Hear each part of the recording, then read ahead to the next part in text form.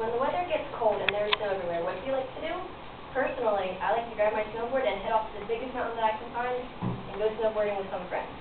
Wait, what? You don't... Whoa. Just close the computer, close it. You gotta get to the computer.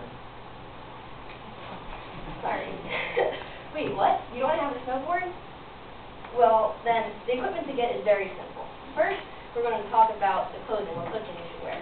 You want to get a nice warm coat that's waterproof, and you also want to get some nice warm waterproof pants because as a beginner, you're going to fall down a lot, and if your pants and coat aren't waterproof, you're going to get wet and have a miserable time snowboarding. You are also going to want to buy a helmet to protect your head for when you fall and stuff, and you're also going to want some goggles. The goggles help keep the snow out of your face as you go down and also the wind. And also, if you go to snowboarding during the daytime, they can keep the sun out of your eyes too, so you can see better. Now that we have our coat, helmet, and goggles, we are ready to buy the actual snowboard equipment. First piece of equipment we're going to buy is a nice good pair of snowboard boots. Now, according to snowboard.about.com, the best way to tell if your snowboard boots fit you is to lift your foot off the ground and try to pretend you're pressing the gas pedal in a car. And if you can't flex your foot at all, then your boot is too tight. And if your foot moves around a lot while you do it, your boot's way too loose. And so it's important to get a boot that fits you correctly because all of your movements start with your feet. And so if the boots aren't comfortable, it's going to rub, and you're also going to have really bad control over your snowboard. Now that we have our boots, we are ready to get our bindings. Now there are different types of bindings. The part that's sticking up in the back, right up here, is called the high back thingy.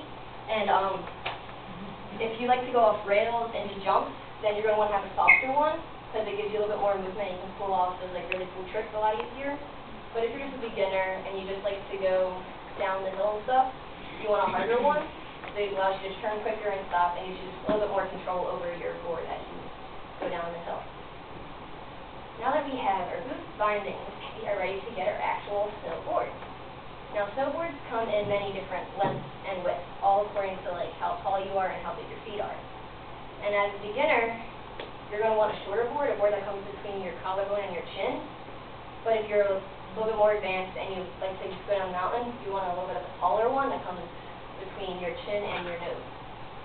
And now the width of the board depends on how wide your feet are.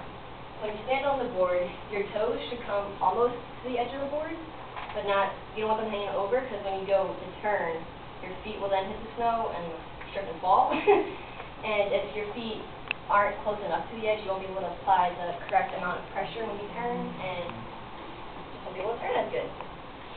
So now that we have all of our equipment, we are now ready to go snowboarding, so come on, let's go and hit the floor.